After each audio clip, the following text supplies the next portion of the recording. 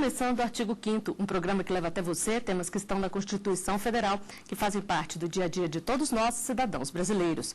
No programa de hoje, vamos falar sobre segredo de justiça. O artigo 5º determina que a lei só pode restringir a publicidade de atos processuais quando for essencial para a defesa da intimidade ou do interesse social.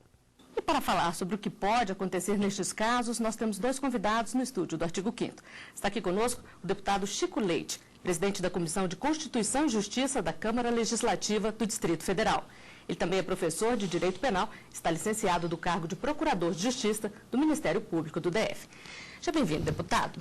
Quem pode determinar segredo de justiça e quais são os casos mais comuns em que isso ocorre? Nós temos um princípio geral que diz que as investigações, quer dizer, no âmbito da polícia, quando o suspeito é objeto de investigações, é, em regra, sigiloso. E o processo, que segue o princípio acusatório, esse é público. Essa é a regra, por isso que a Constituição é que abre exceções. Quem pode determinar esse segredo de justiça? O juiz da causa. E pode determinar em que casos? Exatamente naqueles casos em que se tenha por fundamento a proteção da imagem, a proteção da intimidade, a proteção da honra das pessoas que possam ser ofendidas. Também está aqui conosco o advogado criminalista Kleber Lopes. Ele é pós-graduado em Direito Público pelo ICAT e professor de Processo Penal no UniCeub, na Escola Superior de Advocacia. Seja bem-vindo, doutor Kleber. Na prática, o que acontece quando um caso corre sob segredo de justiça? Nada pode ser revelado ou só determinados atos processuais? O inquérito policial, de regra, para o público em geral, ele tramita em sigilo. O processo criminal, uma vez deflagrado, há uma publicização do que acontece no processo. Mesmo nas hipóteses de sigilo decretado pelo juiz da causa, nada impede que o resultado dos atos processuais seja divulgado. Veja bem, a imprensa pode perfeitamente divulgar que na data de hoje haverá uma audiência no processo X, que tramita sob segredo de justiça, e serão ouvidas as testemunhas arroladas pelo Ministério Público ou as testemunhas arroladas pela defesa. Estas informações sobre o que vai acontecer no processo, elas nunca são sigilosas. O processo é sigiloso, mas não é secreto. Ou seja, a sociedade pode perfeitamente tomar conhecimento do que vai acontecer no processo, dos atos processuais que serão praticados.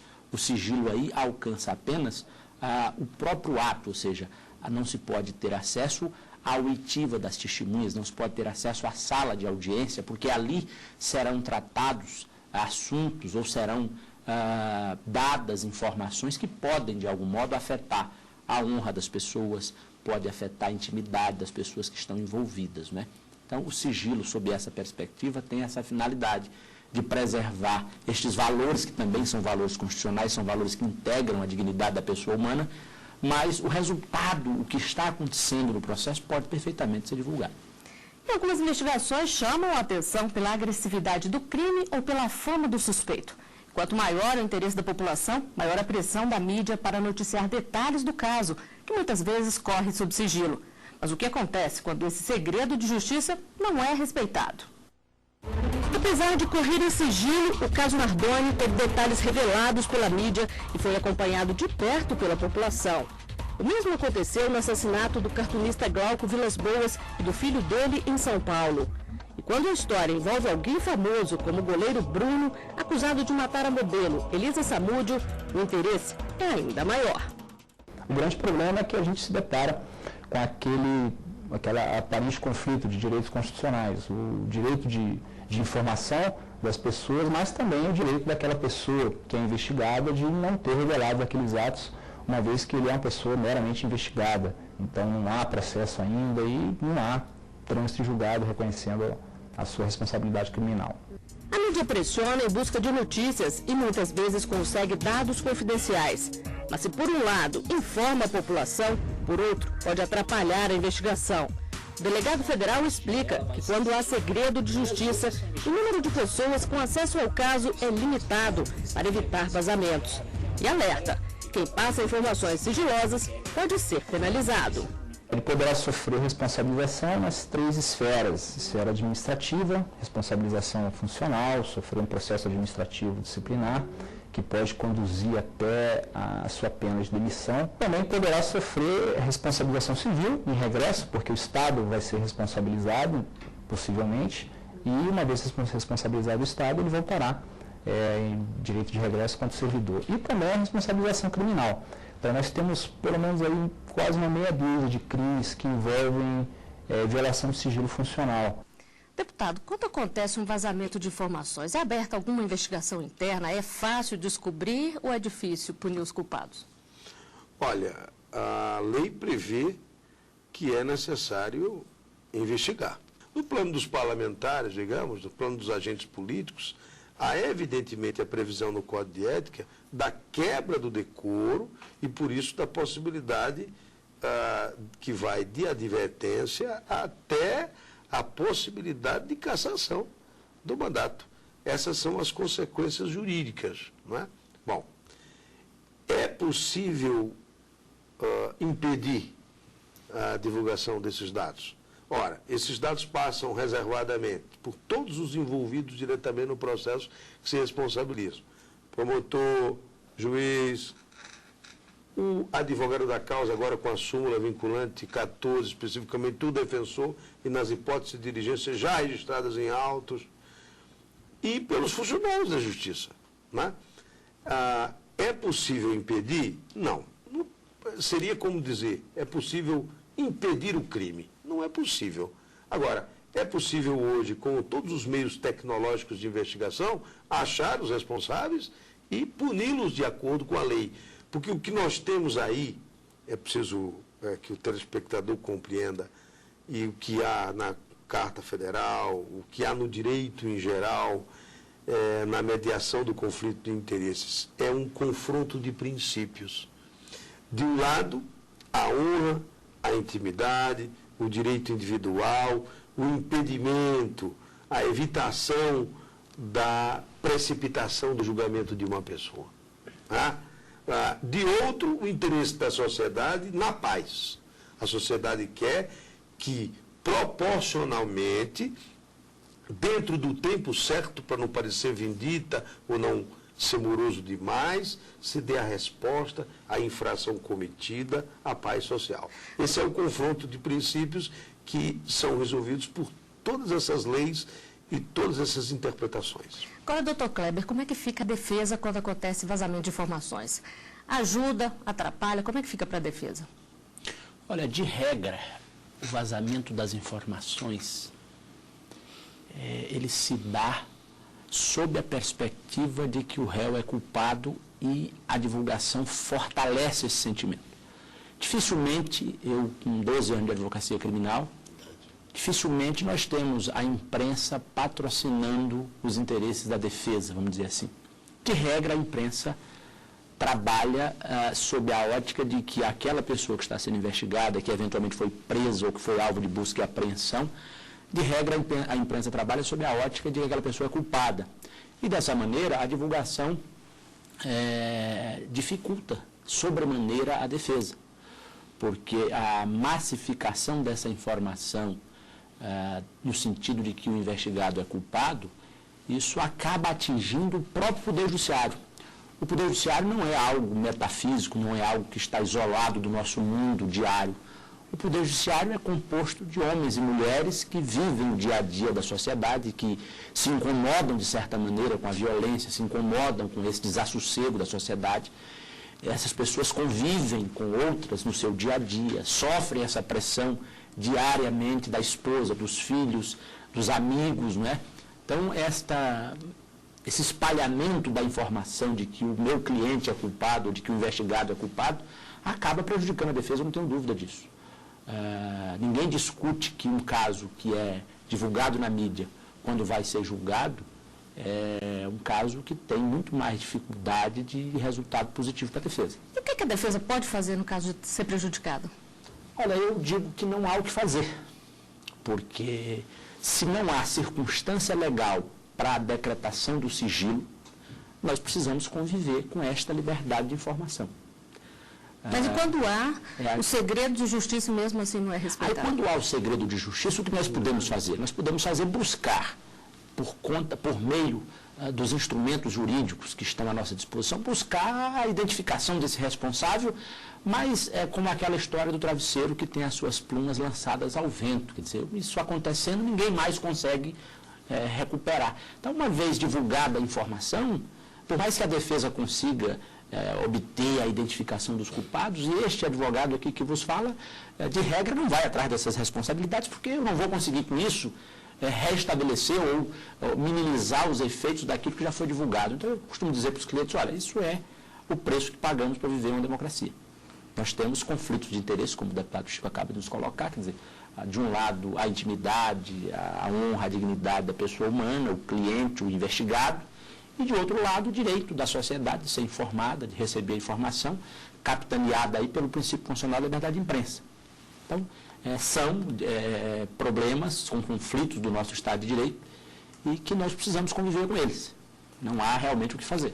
Deputado, esse segredo de justiça vale só para inquérito policial ou pode ser decretado também no caso das comissões parlamentares de inquérito? É possível decretar o segredo e é necessário, pelo juiz da causa, todas as vezes em que, e isso vai ao próprio inquérito, vai às comissões parlamentares de inquérito, ou onde mais a causa o é, porque o trabalho é com causa, não é com pessoas ou com dados específicos, todas as vezes em que isso puder, primeiro, prejudicar a honra, a imagem, a intimidade das pessoas.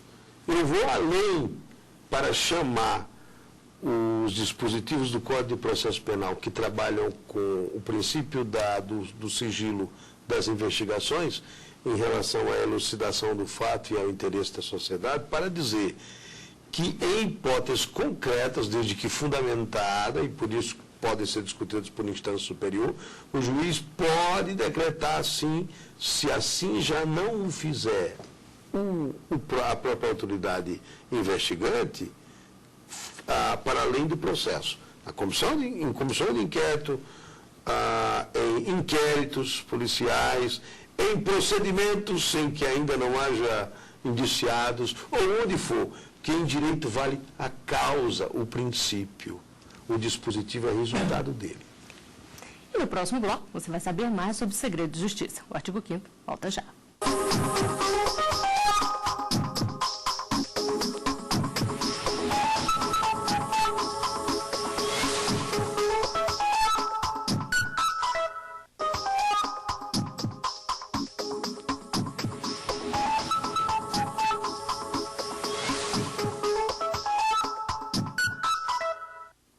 Estamos de volta com o artigo 5º. Os nossos convidados são o advogado criminalista Kleber Lopes e o deputado distrital Chico Leite.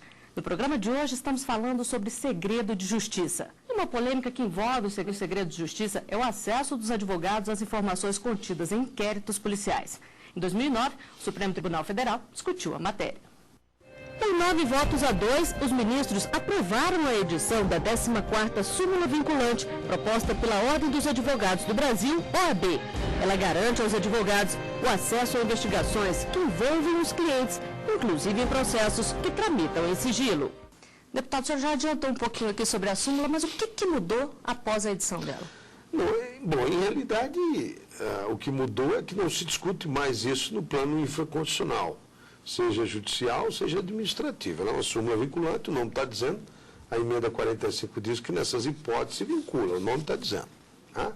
Foi isso que mudou, mas a maioria das decisões à ocasião, então a súmula é resultado de um conjunto de decisões judiciais em todo o país, já tinha essa compreensão, já tinha a compreensão de que, desde que a diligência seja formatada, quer dizer, ela não esteja em processo de reflexão, de pensamento, de realização, que chegue ao ponto de ser impedida pela mira, quer dizer, pelo alvo, pelo suspeito, né?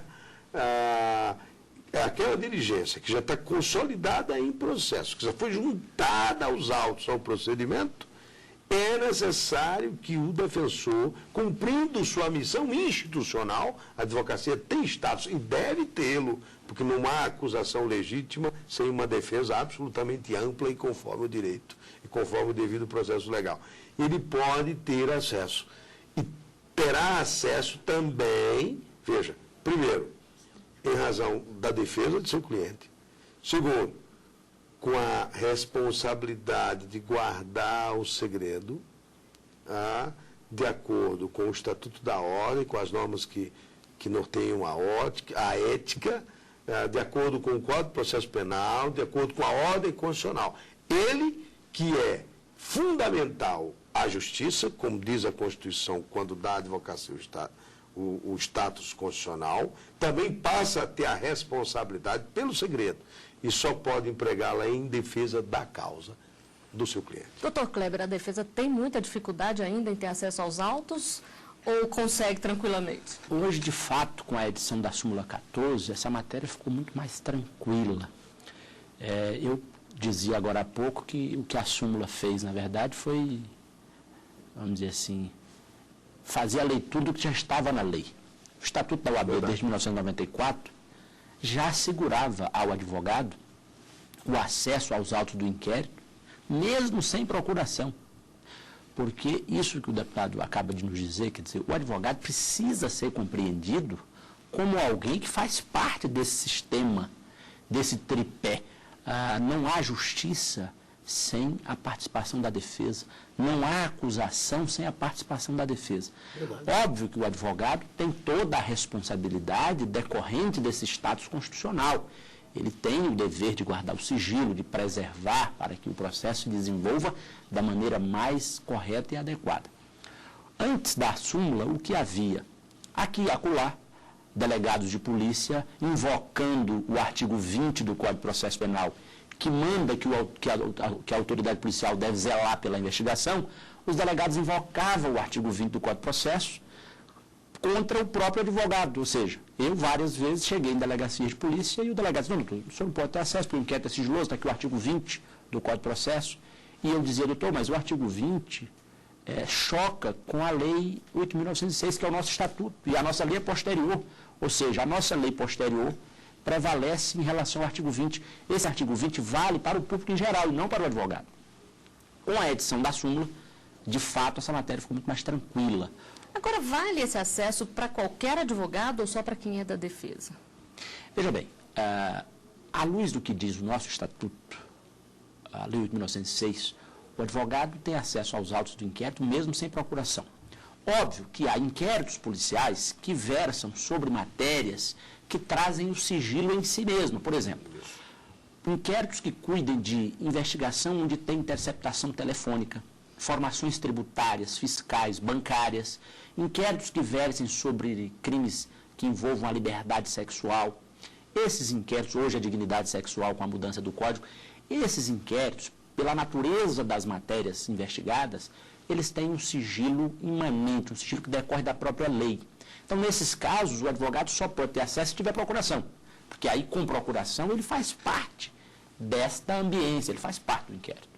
Aí ele precisa ter acesso a tudo. Aí ele precisa ter acesso. Porque não pode haver, o investigado não é mero objeto da investigação sem direitos. O investigado é um sujeito que detém direitos.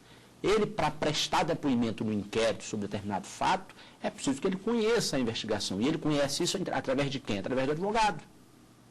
O advogado só pode orientar o constituinte, o investigado, se tiver acesso aos autos. O inquérito não pode ser, o interrogatório policial não pode ser um ambiente de surpresa, onde o delegado tira alguma coisa da gaveta, mas isso aqui, não pode ser assim. Então, isso já é algo superado no nosso ordenamento. Agora, deputado, o doutor Kleber falou ali de escutas telefônicas. A gente vê muito na mídia ser divulgado trecho de escuta telefônica. Isso pode? Na verdade, não pode haver essa divulgação. Fundamentalmente, quando ela está sob segredo de justiça. É preciso apurar o vazamento. Crimes como esse, na minha avaliação, são crimes contra direitos transindividuais, difusos, porque não afeta a sua honra daquele que está sendo atingido. Afeta toda a sociedade, todos aqueles que potencialmente puderem ser atingidos por aquilo.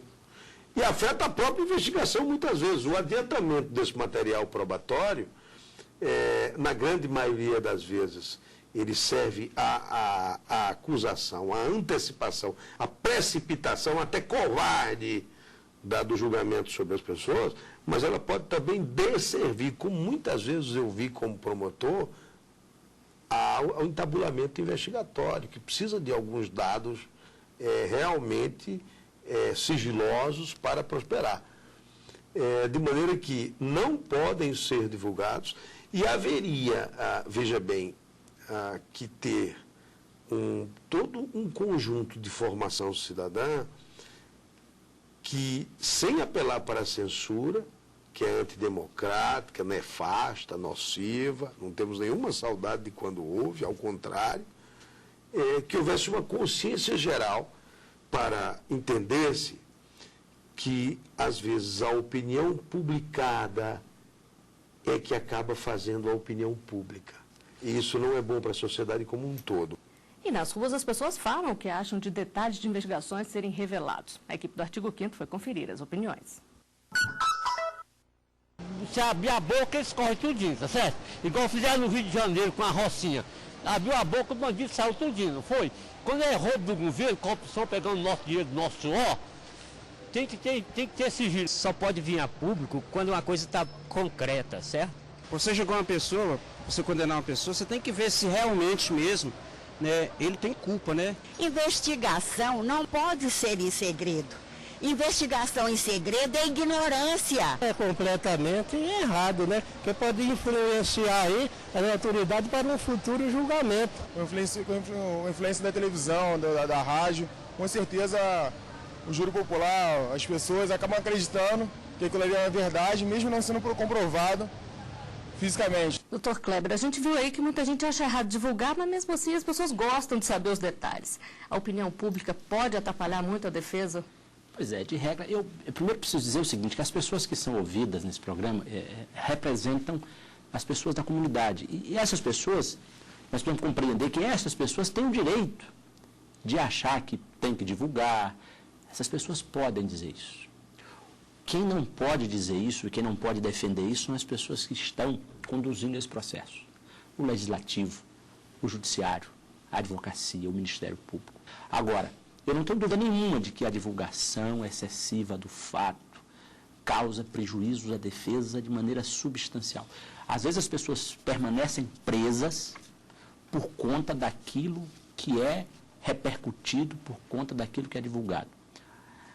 E o Judiciário acaba se colocando numa posição de aguardo e não consegue enfrentar isso. Então, como o deputado fala, nós não podemos caminhar para a censura, nós não podemos caminhar para a mitigação dos valores constitucionais, da liberdade de imprensa, mas é preciso que haja ponderação. A velha filosofia já dizia que a virtude está no meio, não é? Ou seja, o bom senso talvez signifique exatamente isso. É preciso que haja o equilíbrio, é preciso que haja o bom senso, a ponderação.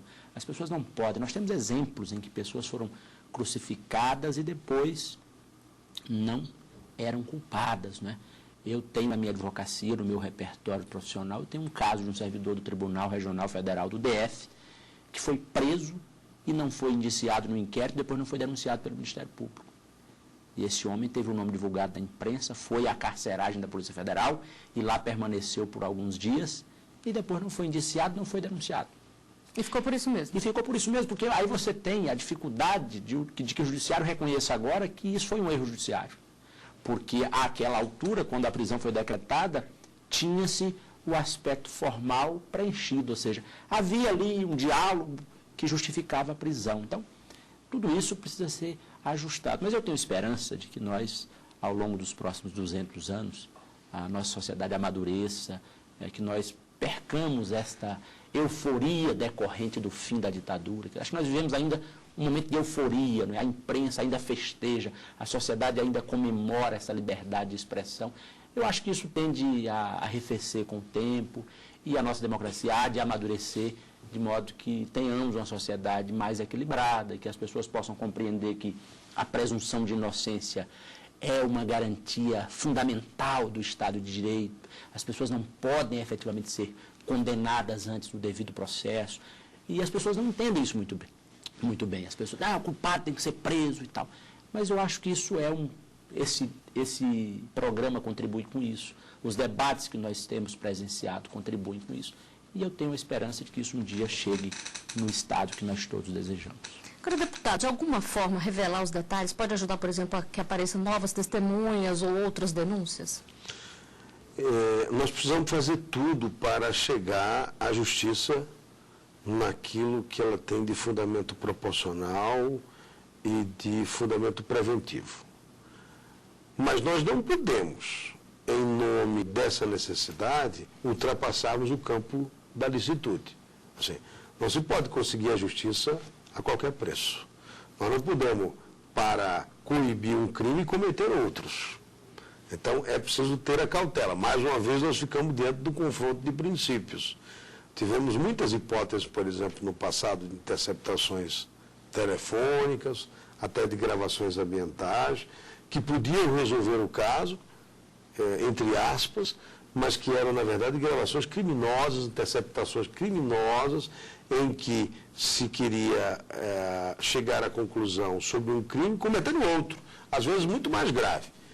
Não se consegue a consolidação do Estado de Direito assim. Nós temos que ser rigorosos com o princípio da presunção de inocência, com a necessidade das individualizações, mas sempre tendo em mente que algumas providências, até lá, de inteligência processual, o Estado vai se aparelhando para isso.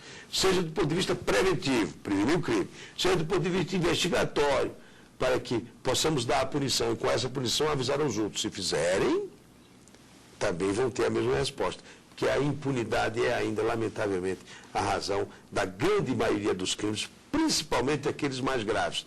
Aqueles que atingem, por exemplo, o dinheiro que ia para as creches, o dinheiro que ia para a saúde, enfim, aqueles contra direitos transindividuais difusos. Nós estamos chegando ao final de mais um Artigo 5º. Dr. Kleber Lopes, deputado Chico Leite, eu agradeço a participação de vocês aqui conosco e a gente se vê na semana que vem. Até lá!